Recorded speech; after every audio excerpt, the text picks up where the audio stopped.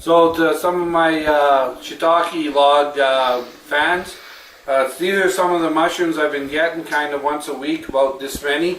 And that took, I think, something like 4 years, and I didn't think I would have any shiitakes, but here they are. And they've been just flushing like this, kind of steady with the rain. So I'm really happy about that, and we're going to put them in a beautiful soup right now and have them with a stir-frying soup. And I'm going to take the stem butts. I got some stem butts going already, and I'm going to take those stem butts and put them into cardboard and see if we can't get them spreading.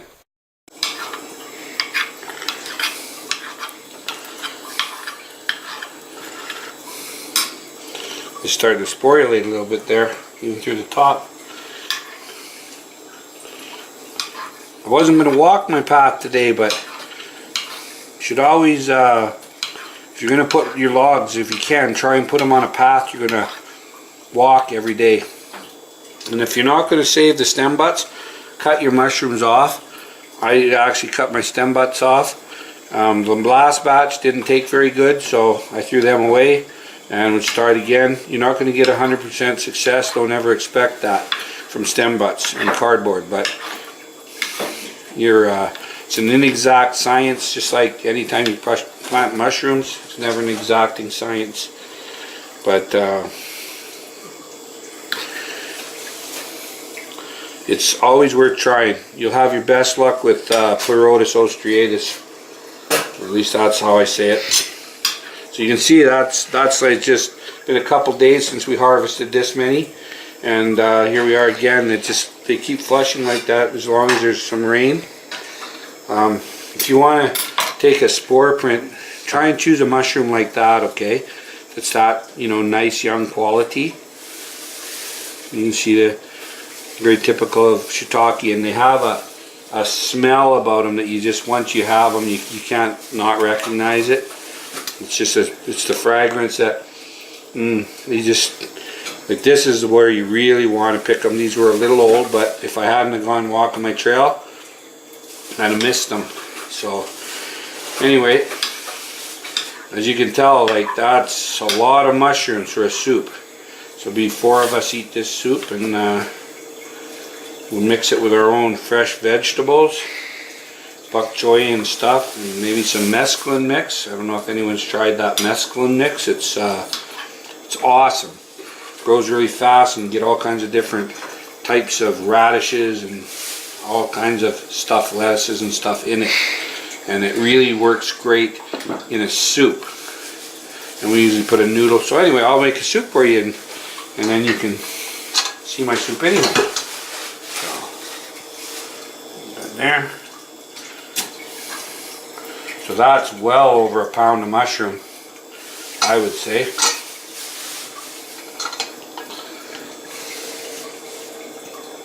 Okay. Okay, so then you take this spore slurry here, and you pour that on your logs, okay, back on your shiitake logs, because that's all filled with spores. I'm always really careful to do a very clean bowl, not contaminate it. And there is a mixture that you can make with molasses and a little bit of salt and stuff, and I'm not going to go into that, okay? But if you want that, you go to Paul Stamets' book, Mycelium Running, and there's a recipe in there. Maybe I'll put it up on my video at the end. But anyway, take that, pour it back onto your logs, okay? Or if you got some logs that are freshly cut, smash the daylights out of them with a hammer and pour this on top. Okay, that's another good way to get a start. Or if you just cut off a nice alder stump or an oak stump or whatever, pour it on top. Okay, so here we are with our mesclun mix from the garden. You can see there's some baby bok choy there, and I love them when they're like that, just going into flower a little bit. And some young beets, and I don't know what this plant is. I should, but I don't know. It comes in the mesclun mix, and there's a variety of different types of leafy vegetables that are in this mesclun mix, and included some lettuces, and see little baby bok choy leaves, and mostly we pulled in bok choy today because it goes really good in soup, and just a little bit of different stuff. You don't want to overpower the flavor, but anyway, those are some of the fresh greens that are going to go in there, and then some fresh onions and stuff. Okay, and anyway, I'll show you that. So it appears that we're going to make a stir fry, and we still are, but I'm apparently completely out of stock for my shiitake soup. So I'm going to rob from Peter to give to Paul. Not too much, just a little robbery. That'll give me a little bit of chicken flavor in there. So in goes the chicken. In goes the onions. And you want to boil this for a good 20 minutes. Shiitake's been boiling about 10 minutes now, a slow rolling boil. You want to make sure and cook mushrooms good, okay? So, it goes without saying once again, if you don't know what the mushroom is, then just absolutely don't eat it. Simple as that, okay? Okay, now that the chicken's been cooking in there another, it's about 12 minutes I guess now. And like I said, I don't have any stock, so put some flavor in this thing. We're going to add in a little bit of soy sauce. And whatever, I got some 5-spice powder here. Not too much of that to overpower it. Oh, I guess that was the poultry seasoning. Whew, she's getting a little foggy in here. And a little bit of poultry seasoning should be good. I'm not giving any brand names up or anything. And I'm going to stir a little bit. Shiitake gives a lovely flavor on its own with just actually salt and pepper. And then I'm going to put in my noodles, which in this case is just going to be spaghetti, full length. And I like to kind of usually stand it on end a bit. Let her cook down in. It's a little hard running a camera and cooking a soup at the same time. So, you guys do whatever you want, but anyway, just an idea how you can use your shiitake to make something. You can also add it to your stir fry. Wow, that's good too. It's great with steak. Fry them up with some onions and put them on steak, or liver if you like liver. Anyway, so there we go, and I'll add my last ingredients in a bit.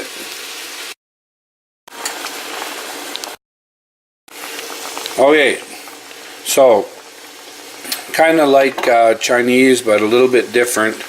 The Chinese that I know of, or at least Oriental, I'd say, like to cook their greens just like that's done basically, and I love that. I love that, especially with a thin green onion like in wonton or whatnot. But I want this gruel to get some flavor in it, because otherwise it's going to be gruel and not a lovely soup. So with the spaghetti in there, it's going to reduce down and give a little bit of thickness to the stock, so you're not like adding anything to it to thicken it.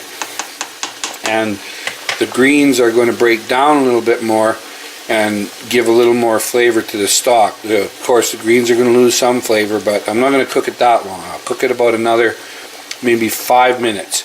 Okay? And I'll show you the finished product. Wow, that's hot. Okay, so there we are. That's about where I'm going to finish off my soup. You see that it's gotten a little bit thicker, see? Rendered a bit down. Look at those nice big chunks in there. Now that's what you call a hearty soup. Okay.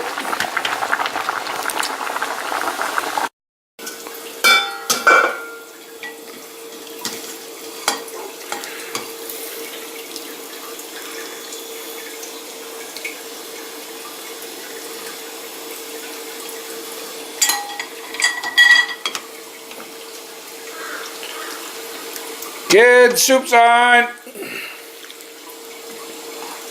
Oh, look at those lovely big pieces of shiitake.